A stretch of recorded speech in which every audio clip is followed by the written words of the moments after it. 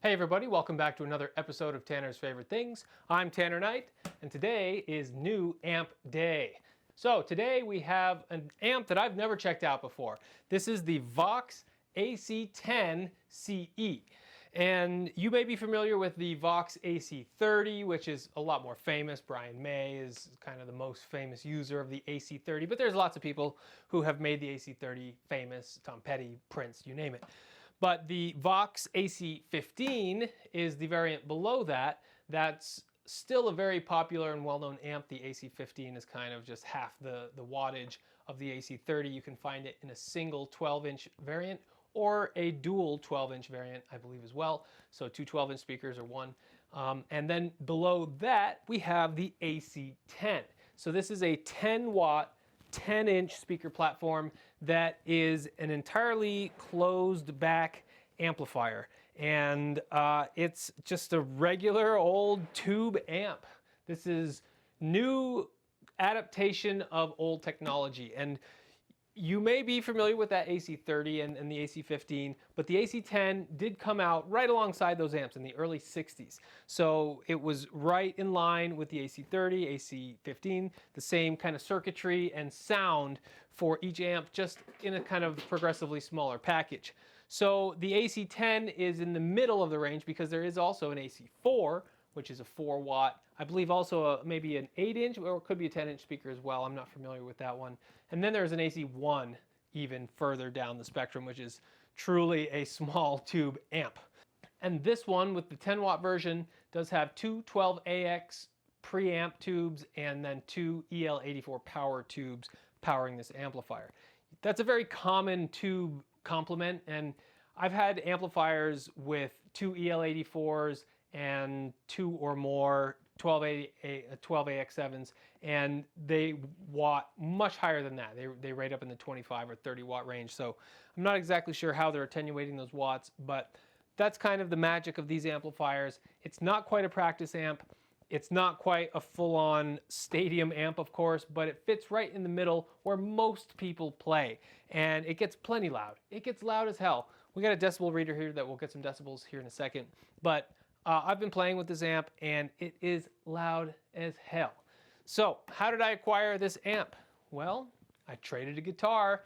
You know that I love my PV guitars, but I have too many guitars, and I've been kind of trying to downsize a few of them. One of them was traded for this very amp, the PV Reactor, which is a great US-made Telecaster style guitar. If you'd like to see the video for that guitar, it will also be linked below. But I traded straight up tube amp for US-made Telecaster style guitar, and I think we both kind of got the good end of the deal there, because the guy who traded this amp for the Telecaster style guitar, the Reactor is actually the name of it.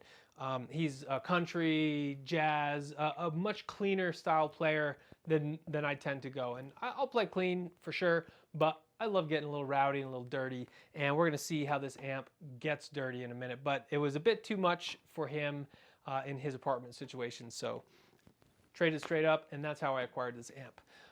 This one is the Tuxedo variant, is what I would call this Tolex. It's got black rims and then a black back, cream or blonde, whatever you want to call it, cream on the front and sides, and a black handle. Really slick looking amp. There's gold piping here also as well, kind of a British thing. I know Marshall's really known for its gold piping, but Vox also does it as well. The grill cloth here is a very kind of vintagey feeling and looking grill cloth. I believe it's what they used to use in the 60s, or very close to it. So this is a combo amplifier. You can see that we have a 10-inch speaker here. The speaker inside of this is my favorite, my personal favorite speaker, the Celestion Creamback. And I have a couple Creamback 12-inch speakers that are currently installed in that orange cabinet right there. Another British cabinet with Celestion speakers, go figure. But I've never really tried the 10-inch variant, so this will be the first time checking this speaker out. But I love the Creamback flavor, and this is right in line with that. So that's a really nice feature. I also have a Weber Blue Pup speaker that we're going to swap out and see if that makes a huge difference in tone. That's an Alnico version of a speaker, Alnico magnet that is, and I believe the Creamback is a ceramic. So we got some things to test out here. We're not going to get to it all in this one video, but I did want to plug into this amp, see what she sounds like, talk about it a little bit, and then set you up for another couple videos down the road. So let's turn this thing around and check out the black back. Like I said, tuxedo, kind of cool. We have a really nice sturdy on-off switch here, and 1, 2, 3, 4, 5 chicken head knobs. Let's just go ahead and wind these all to 0 for now. The control board has our input, gain, bass, treble, reverb, and volume. And where this amplifier departs from the original AC10, remember this is the AC10C1, where it departs is we have an extra either volume or gain knob. I'm not entirely sure. We'll have to take a look at the control board of an old one and see if it is the gain knob or the volume knob. But one of these has been added as part of the update to make this a more modern amplifier, but it's still 100% tube powered with those 12 AX7s and EL84s. So pretty cool there. We also have onboard reverb, which I also like in an amp, especially a combo. I don't know, it's just like something about a combo with a reverb knob, especially a Vox amp. I have some modeling amps by Vox, the AC15 and the AC30 VX or whatever they are. And they are basically Vox's version of this amplifier in a solid state modeling format. So I really like the sound of both of those amps, and again, I'll do a head-to-head with the 30-watt version because I think it's closest in representation to this because it's a 10-inch speaker, but we'll get there. In any event, I just wanted to show you the back of this amplifier. We do have our power input right here. This is a closed back amplifier, and if you're familiar with the Vox AC30s or 15s, then maybe I'm wrong. Correct me if I'm wrong, but I don't think those amps are too well known for having a closed back. I feel like they have an open back situation where there's just a big, port right here, and you can have access to the speakers and the amp fairly easily. With the closed back cab, it makes seeing in here a little harder, so we can't exactly see inside, but there is a vent on top that comes out fairly easily that if you remove it, it does give you a view into the Celestion speaker and the amplifier in there. We'll take a closer look here in a minute. But that's what this amp has. And over here, we do have a 1/4 inch out for an extension cab. Can you believe it? This little amplifier can power a 4x12 cabinet like nothing. Just plug it in. It's right there. It's great. I love that about this amp. That was one of my biggest selling features about this. Is like, okay, let's check out a 10-watt amp. Maybe the combo version doesn't work out 100%, but I know that 10 watts can push a 4x12 pretty well, so we'll do some experimenting here in a second. But that's pretty simple. There's no other controls.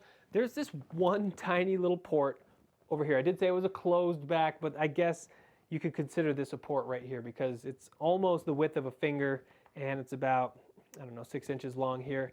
And I'm sure that that's just there for some air management for the speaker. This vent up here as well is also for air management. So there's ports on it. It's just not an open back design. So pretty cool. We got 10 screws holding this back plate on. We'll take a look at that in a second here once we get some tones. But that is the amp. This is the Vox AC10C1, and it is a full tube amp. Today we're going to be playing a couple guitars. We're going to start off with the old Fender Stratocaster Deluxe from 1999. If you haven't caught this video, go ahead and check it out in the description below. I'll go ahead and link that. And this guitar will then be followed up with my Ibanez. I don't know if you can see it back there. SC420 S Classic guitar. It's a guitar with 2 humbuckers. So I figure we'll do the single coils and then we'll follow it up with some humbuckers and see what this thing is capable of. So let's plug her in and see what she's got. All right, capturing the sound today, we have 2 microphones. So we're going to do this in stereo. Right up on the speaker itself, I have a Sennheiser E906 dynamic microphone. This is a great cabinet capturing microphone, and I love how it sounds right up on the speaker. Slightly behind the speaker, about 2 feet, maybe 2.5 feet, we have a condenser microphone, the Audio-Technica AT4033 SE microphone, capturing the sound. So I'm just gonna spread them on either side, right and left, to mix them. So hopefully you have headphones on. If not, well, you'll hear what it sounds like. So let's turn this thing on. This is a tube amp, so it does take a second to warm up, but it also doesn't help that we don't have any volume. So I'm gonna go ahead and start by turning the gain up.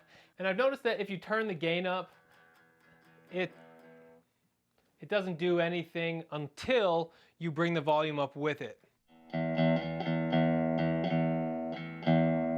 All right, that's volume and gain at 25% each.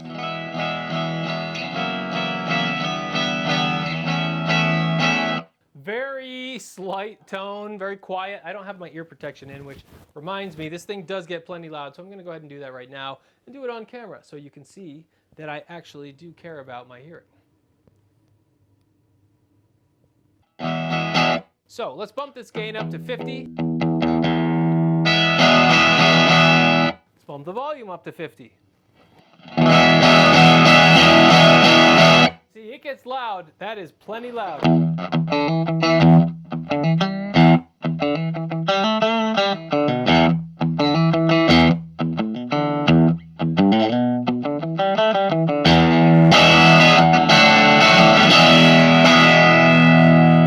But it goes louder. Let's bump the volume to about 75 and keep the gain at 50.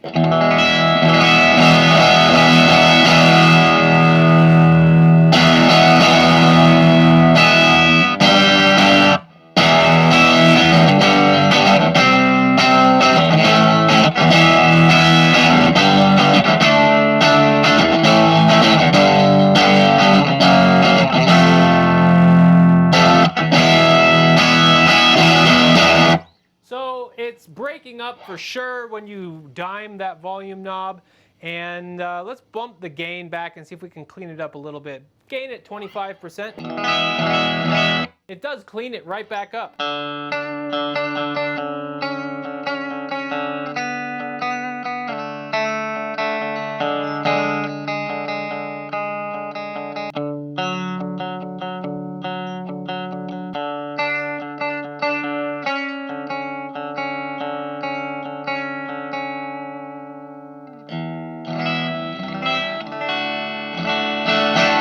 That's our volume dimed. So let's do the opposite and go ahead and dime the gain. Bring that volume back a hair so that we don't blow the doors off immediately. So this is the gain all the way to 10.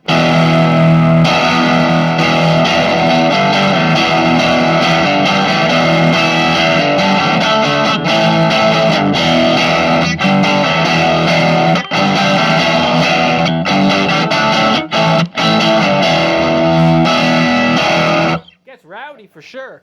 That gain is all the way up. Let's go ahead and bump our volume to about 75. Yeah, let's go for it.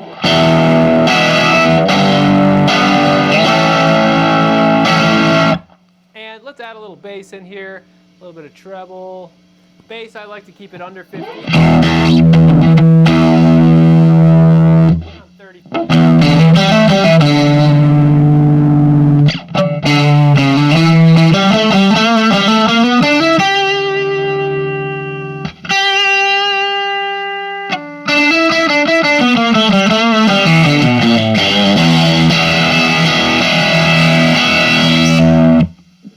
Loud enough to keep up with drums for sure, and I'm not even all the way dimed on volume. Now I am. So let's go ahead and hear it.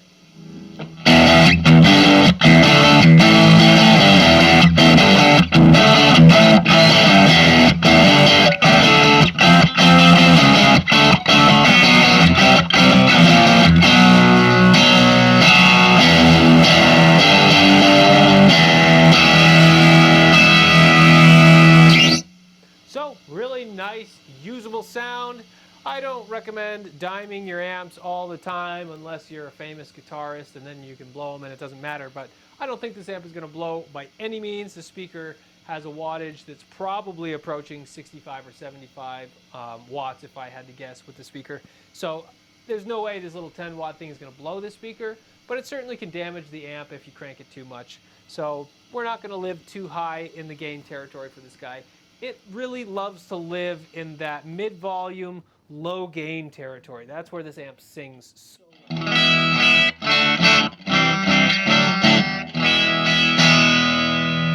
So those are some single coils. Let's go ahead and plug in the Ibanez and hear what the humbucker sound with this amp.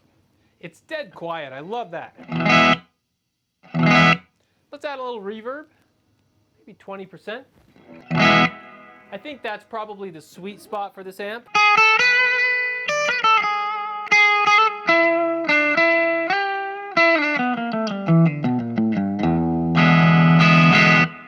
Let's go beyond just to see what 50% sounds like. Reverb is best used sparingly in my experience, but here's 50%.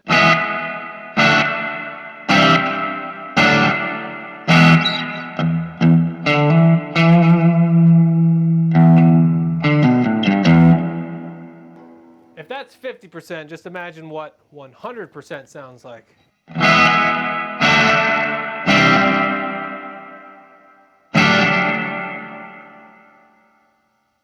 That just lingers for days and days and days. I do not think this is an actual reverb tank in here. We'll have to take it apart and see, but I think it's probably some sort of digital reverb emulation, if I had to guess. So that's why I leave this at 20%, I would say. That's about the right amount of reverb to just kind of richen up the sound a little bit.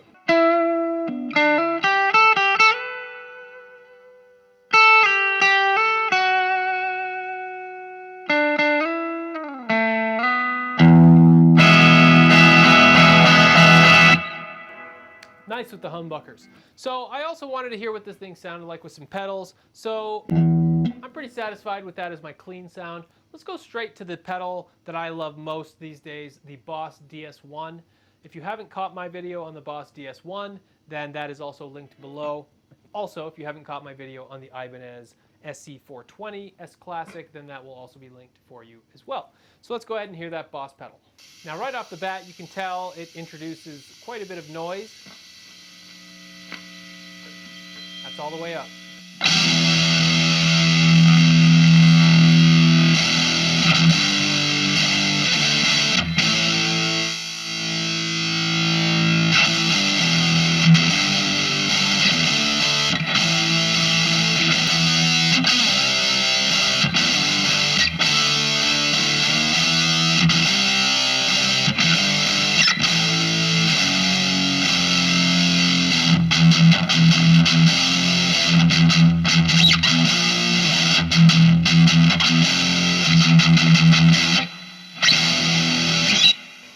I would not call this a metal amp by any means. It sounds okay. I don't know, it sounds kind of ridiculous with that DS1 pedal. Let's go to something a little lighter, the Ibanez Tube Screamer. A little more classic, just kind of some crunch without having to drive this amp a little too hard. So let's go to the Tube Screamer instead.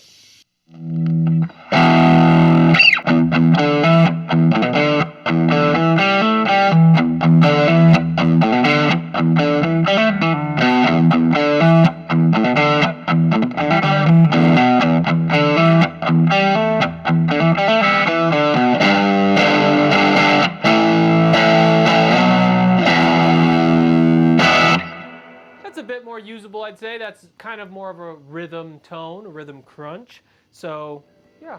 Really nice.